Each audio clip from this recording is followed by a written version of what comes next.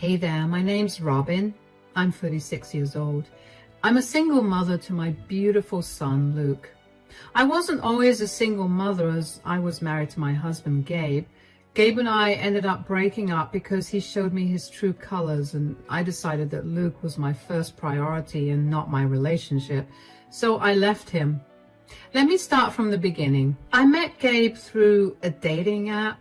I had always been a career-oriented person, so I never pursued any romantic relationships throughout my life. When I was finally at a place where I was comfortable with my career, I began to want a romantic relationship. So I got onto a few dating apps and I ended up finding Gabe. We had great chemistry right off the bat, so we set up a date within 2 days of swiping right on each other. Our date went amazingly well, so we went on at least 20 more before we made our relationship official. We dated for 3 years before deciding to get married. A year after we got married, we decided to start trying for children. One thing that Gabe and I were passionate about was starting a family. We loved the idea of raising children and being the super cool parents we had always wanted growing up. I mean, we loved our parents, but they were strict with certain things that were usually harmless, and we wanted to give our kids the things we never got to have. When we started trying for children, we were very enthusiastic about it. We were excited, but that excitement slowly began to fade. We tried for 6 months and got no results. We did as much research as we could on how to increase the chances of me getting pregnant and tried them, but we still never saw any results. Pretty soon, our lives became consumed with trying to get pregnant. Every day, we would only talk about how wonderful it would be to have kids and what we planned to do with them.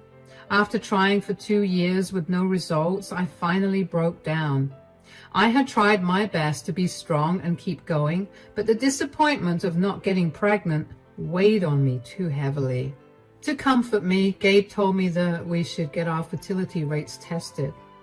We hadn't checked up until that point because I was adamant about nothing being wrong with either of us. I guess I was just terrified to find out what life would be like if one of us, especially me, ended up being infertile. I felt like Gabe would leave me, so I delayed it as much as I could. But eventually I knew that I needed to have some answers or I would lose my mind. So Gabe and I got tested, and within 2 weeks, I got the reports. Gabe was fine. I was infertile. I felt my heart shatter at that. I remember feeling very numb when I saw the results. I somehow managed to tell Gabe the news. Gabe, the doctor's report came back. Oh, what does it say? You're fine. It's me that's the problem. I'm infertile. Oh, darling. I'm so sorry. We've been through so much these last few years, and it was all because of me. It's true, though. If we had gotten me tested first, we wouldn't have gone through so much if it wasn't for me. I'm a failure. Robin, you are not a failure at all. Are you kidding me? I failed at the one job that's a woman's. We've talked for so long about having children and starting a family, and I've let us down. You're probably going to leave me because of it, and I'd understand if you did. I won't stop you. First of all, just because you're a woman, your job isn't to give birth. You're so much more than that. You're successful and smart and kind, and just because you can't get pregnant, it doesn't mean that you're a failure. Secondly, I'm not leaving you at all, no matter what. Your infertility is not going to change us. But what about starting a family? Aren't you the least bit upset that we won't be able to do that? Who says I'm not upset? I am. I just anticipated one of us being infertile, so I'm not too sad. I guess I prepared myself for this and made peace with that fact. That's sadder than anything I've said so far. I feel horrible. I don't know what to do anymore. It's sad, but because I made peace with it, I can comfort you now. You don't have to worry about a thing. We're going to get through this, okay? Getting through this won't change the fact that we can't have kids. Who said we can't have kids? What do you mean? Babe, getting pregnant isn't the only way to have a child. If you're thinking of various treatments, we don't have that kind of money. No, silly. I mean, we could always adopt a child. Oh, you're okay with that? Why wouldn't I be? As long as I get to raise a child with you, it doesn't matter whether the child is related to me by blood or not. The entire reason we started trying for a child was so that we could start a family. So, are you okay with adopting a child? Of course I am. I would love to give a child who couldn't have a better life a great life. See? There's always an answer to our problems. How about we go out for some movies and dinner to cheer you up? We can properly look into adoption and get ourselves prepared for the mountain of paperwork we'll have to do. That sounds lovely. I'm sorry I was such a mess. I just didn't know what to do with myself. Hey, it's okay. Starting a family was all we've been talking about for years, so it's understandable why you were so upset. But as your husband, it's my duty to be by your side and cheer you up. Nothing you say or do will change that. I got really lucky with you, huh? You sure did.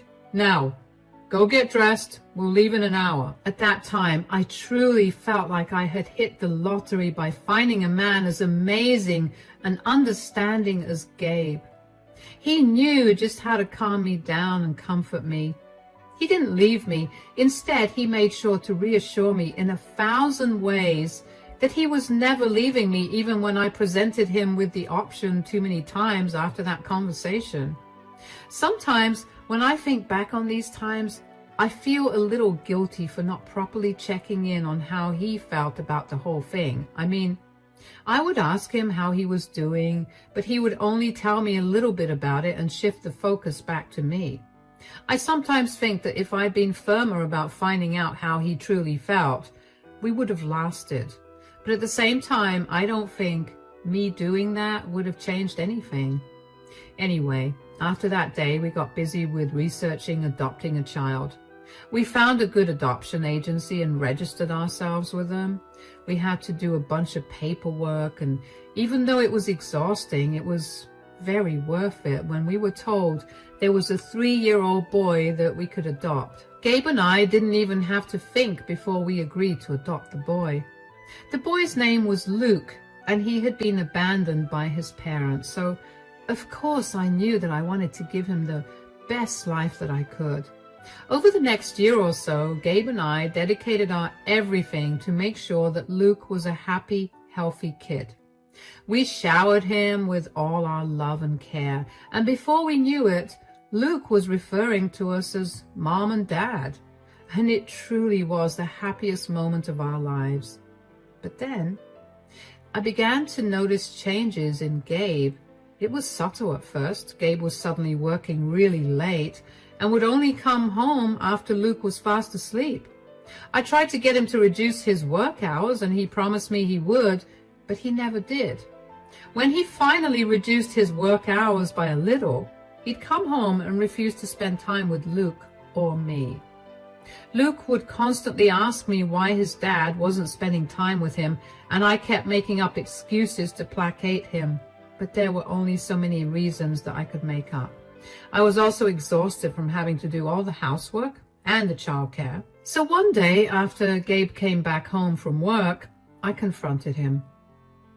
We need to talk. What is it? I really don't have time for this. Yeah, that's the problem. What are you talking about? For the last few weeks, you've not been spending any time with me or Luke. What do you want me to do? I have to work. I'm a working parent too. You still don't see me ignoring you or Luke. Are you saying that I'm intentionally ignoring you guys? Robin, I work a very physically demanding job, so excuse me for not having any energy to joke around with you guys. I don't expect you to be in a playful mood every day. Maybe just come home earlier or sit for at least an hour with Luke.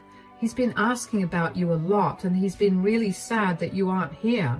I'm trying really hard to juggle a lot of things here. You can't expect me to spend some time doing nothing with a child. A child? He's our son. It's your duty as a father to spend some time with him. I know that, but he's still a child and children need a lot of attention. I can't give him that when I'm so exhausted every single day. Why don't you understand? Do you think it isn't upsetting me that I'm not spending any time with my son? I want to, but I really just don't have the energy to. Stop making me seem like I'm some monster. I'm sorry, I didn't mean to make you feel that way. I'm just really frustrated with you not being around a lot. I'm doing most of the childcare, the housework, and my actual job too. I'm overly tired. I just want you to contribute. I understand that you're tired, but I really need you to carve out time for Luke, at least a few times a week. I haven't had any time to myself in weeks, and I've run out of answers to give Luke when he asks me where you are. I'm sorry for lashing out at you two. I know it's not easy raising a child all by yourself, and I'm sorry I'm making you do all that. I'll free up at least an hour a day, and I'll take Luke out one day during the weekend. Does that make things better? Yeah, thank you. But I need you to stick to your word. What do you mean? You've told me many times that you'll do things and you've forgotten them after a week of doing them. I'm sorry, like I said, I'm exhausted and my body just works on autopilot most days. I'll try to be more mindful. Good. Are you sure you're only tired from work? I know I was very aggressive with my confrontation right now, but I still care about you. Tell me if there's anything else that's bothering you. We're a team, remember? It's just work. It's getting harder to do a lot of the things I had easily done a few years ago. And it's not helping that we're raising a child now. I mean, I keep trying my best to be mindful and careful because I want Luke to grow up to be a good person. I don't want to mess him up in any way, but I'm already doing it. Hey, you're not going to mess him up in any way. You just need to be around a little more. And you will from now on. We'll get through this together, okay? Yeah. I'll go spend some time with Luke right now, and then I'll head to bed. I thought that would have been the end of it, but Gabe did what he always did. He listened to what I said for a week and then reverted to not spending time with Luke and me again. I brought this up with him 2 more times, and he did the same thing both times. Eventually, I gave up. I decided to just roll with it. I did my best to take care of Luke on my own and focus on my other responsibilities. Gabe would sometimes spend time with us, but most times he wouldn't. Luke also got used to his dad not being around much. On the bright side, Luke and I got very close, and I was his favorite parent. My relationship with Gabe was also taking a hit because of his absence. We went from spending every evening together to him only coming home way after I'd fallen asleep. When I'd leave for work, he'd be fast asleep. We barely spoke unless it was concerning financial matters. I tried to get him to spend time with me, but he was always busy. I couldn't help but feel like there was something that Gabe was hiding from me. It was a gut feeling, but I couldn't quite place what the issue was. I couldn't even confront Gabe about it because he would not take my gut feeling seriously. One day, I had a terrible day at work, and when I got back home, I noticed Gabe's car in the driveway. I thought that day was going to be one of the days where he was in a good mood and that we'd get to spend some family time together. So I walked into the house, happy about it. I'm back home. Today was exhausting. In the living room. Oh, I just need to take a hot shower right now. And, oh, who's this? Robin, this is Leah. She's going to be the mother of my child. What? What do you mean? I've been seeing Leah for over a year now, and she got pregnant now, so I'm going to be living with her. Excuse me? You've been cheating on me? And this is how you choose to tell me? Would you rather I just walk out without having said anything? That would have been significantly better than this. You were right, Gabe. She is crazy. Why did you cheat on me, Gabe? What did I do to you for you to cheat on me? Isn't it obvious? You couldn't give me a kid of my own. Are you serious? What happened to you being understanding and wanting to stay by my side no matter what? What about Luke? Are you going to abandon him? Just like that? I tried my best to make peace with the fact that Luke was not my actual son, but I couldn't. It's just not the same as having my own child. Hold on. Is this the reason you've been ignoring Luke for the last 8 months, because you were busy getting another woman pregnant and planning to leave him? That's a crude way to put it, but technically, yes. Why did you even stay for so long if you were planning to leave us? I wanted a family and you two were just there. But now that I'm going to have a baby, who's my own, I don't need you anymore. So you're just leaving us, like that? Did we really mean nothing to you? You were the one who told me that just because I was infertile, it wouldn't change us. What did you expect me to say? You were the woman I loved at that time, and I didn't like seeing you upset. I said whatever I could to get you to stop crying. Why didn't you just tell me you were not okay with me being infertile? Why did you have to lead me on like this? Do you know how hurtful this is? My God, how pathetic can you be? Your man found a real woman and he's leaving with me. Stop asking so many questions and just make peace with it. Who even are you to speak to me like this? I'm the woman who's giving Gabe a child in a month, something you could never do. Come on, babe, let's go. Robin, I'll need you to leave the house within a month. I'll see you then. Gabe and Leah left the house after that, and I felt numb. I felt like I was in some horrible nightmare. Never in a million years did I ever expect this from Gabe. He had always been the sweetest person, always vouched for us as a couple. I had heard many horror stories of husbands changing after they found out that their wives were infertile, but I never expected to be a part of that. Gabe had promised me that we were never going to change after all. I don't really remember much of the next few days. My body functioned on autopilot. Luke could tell something was wrong too, but I did my best to make him feel like everything was all right. Eventually, I guess my brain finally registered that Gabe was gone and that our relationship was over, and I had a really bad breakdown. I called my parents because I couldn't stop crying and I didn't know what to do with myself. They rushed over and comforted me. They helped take care of Luke while I processed all my emotions. They were really angry that Gabe did something so horrible, not only to me, but also to Luke. They stayed with me for 2 weeks and helped me pack everything up.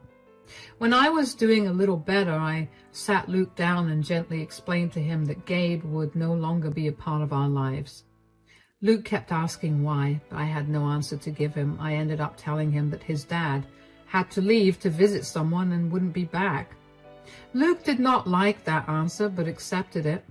My mom and dad did their best to be there for Luke as well, because they didn't want him to feel like his dad was not there. I don't know how, but the month had finally come to an end, and my mom left to go back to her place so that she could prepare Luke's and my room, and my dad went to work. Luke and I were alone for the first time in a long while, and it was upsetting, but I powered through. I finished packing up the last of our things, and then I heard the doorbell ring.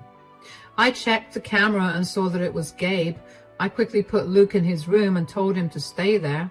I walked downstairs and opened the door. You didn't have to come here to get us out of the house. Luke and I are leaving in an hour or so. We're waiting for my dad to come and pick us up after he's done with work.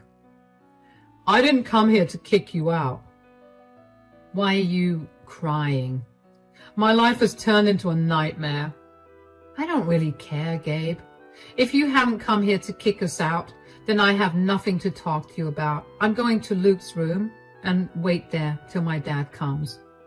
Leah's baby wasn't mine. What? The baby had a different complexion than me. She tried to pass it off as a genetic thing from her family, but I made her do a DNA test on the baby, and it wasn't mine. Oh, wow. Why are you laughing? Did you not feel sorry for me at all? My entire life has turned upside down. Why would I feel sorry for you? You were the one who cheated on me, who let his affair partner insult me. who promised to stay by my side and accept me, but quickly turned around and left me for another woman who could bear him a child, who abandoned the child that he adopted to have a child that had his blood. There's absolutely no reason to feel sorry for you at all. You deserve everything that's happening to you. I know I messed up really bad. I just can't seem to understand why Leah would lie to me. Probably because she saw that you have money and she wanted that. I was really wrong about her, Robin. I'm so sorry that I left you for her. Is there any way that we could go back to being a family again? You're kidding, right? No, I really am sorry. I abandoned my wife and my son because I was selfish. I was hurting, and instead of talking to you about it, I let it come out in ugly ways. I'm so sorry. Please take me back. I miss you guys so much every day. It took a lot of guts for me to come here today, so please consider taking me back. Gabe, do you realize how messed up what you did was? You comforted me when I felt like a failure for not being able to bear children. You told me that you would stick by me no matter what. I gave you the option to leave me many times, but you were adamant about staying. You stuck with me through the whole process of adoption and spent 2 entire years with Luke before you decided that you wanted a son that was biologically yours. Forget about how I felt, but did you really not think about how your actions would impact Luke? I didn't. Ever since you left, Luke has been depressed. He kept asking me if he was the reason you left. It did not help that you ignored him for months before you left. He may be a child, but he's very observant. I've done my best to tell him that he was not the reason. But do you know how heartbreaking it is to hear a child ask that? I know, I messed up big time. Will you please let me just talk to Luke and make things right with him? I don't want you anywhere near Luke anymore. What? But I'm legally his dad, too. That's being taken care of right now. I've arranged to have your name removed as Luke's father. What?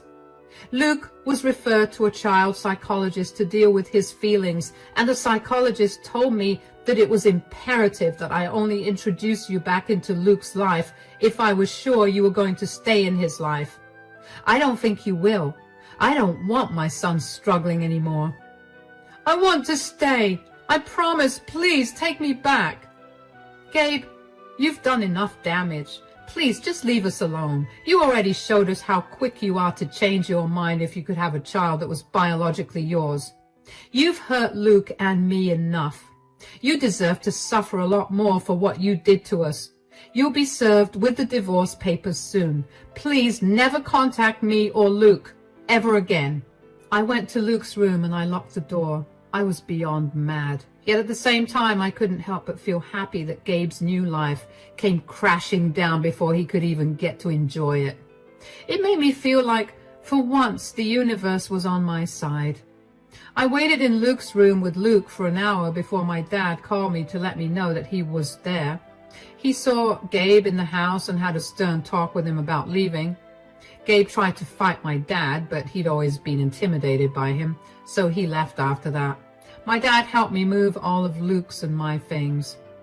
Luke was a little upset about moving, but he quickly cheered up after he saw my parents. He loved being with them because they always spoiled him senseless. He quickly forgot that we had moved out of the house, and I was glad that was the case. Gabe kept trying to contact me, but I wanted nothing to do with him, so I ignored him. My lawyer advised me not to block his number so I could use all his texts as proof of his abandonment if needed, which actually ended up being pretty useful because Gabe had texted me 1,000,000 times with apologies for abandoning Luke and me. When he realized that I was not going to respond to him, he began to send angry, mean texts about how leaving us was the best thing he did because he didn't want ungrateful brats in his life. He also said he was glad that he no longer had to take care of Luke because Luke was not his and would never have been if he continued to raise him. When it came time to decide the custody of Luke, I provided the evidence of all of Gabe's texts, and let's just say that Gabe's lawyer did not like that one bit. Gabe ended up losing custody of Luke, and he was taken off as Luke's adoptive parent. It took over a year for the divorce to get finalized, but once it did, I immediately blocked Gabe. I got a lot of texts from Gabe's family calling me a horrible person for divorcing him and taking away his child from him. I didn't respond to those texts at first, but as more and more of those texts poured in, I realized that Gabe had not told any of them the reason for the divorce or what he'd done, so I put them all in a text group and told them about what Gabe had done. I showed them the text that he'd sent me in which he admitted to leaving me for another woman who could give him his own children, and then regretting it, along with the texts of him calling Luke and me all sorts of vile things. All of them apologized to me for everything they'd said and were horrified at what Gabe had done. Gabe's parents disowned him after that, and his siblings stopped all contact with him. Gabe then reached out to me via email to tell me off for exposing him, but it wasn't my fault that he lied to his family about what had actually happened. I only told them the truth when they started attacking me.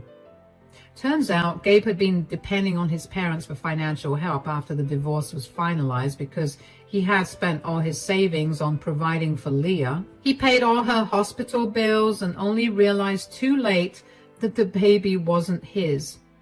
He then had to shell out more money to pay for his divorce lawyer. By the time the divorce was finalized, Gabe was flat out broke. He had gone crying to his parents about his lack of money and told them that I had suddenly decided to leave and took Luke with me and begged them to help him out. They had been helping out, but when they found out the truth, they wanted nothing to do with him. Now, Gabe had no one to rely on and had to figure out how to eke out his living. I was more than satisfied with this. Finally, he got what was coming to him. As for Luke and I, we're still staying with my parents. They love him with all their hearts, and they help me out with the childcare, which allows me to focus on working. Luke is a very happy kid and barely asks about Gabe anymore. Whenever he does, he usually just lets it go. I've done my best to explain to him that Gabe is no longer a part of our lives, and he's been a good sport about understanding it.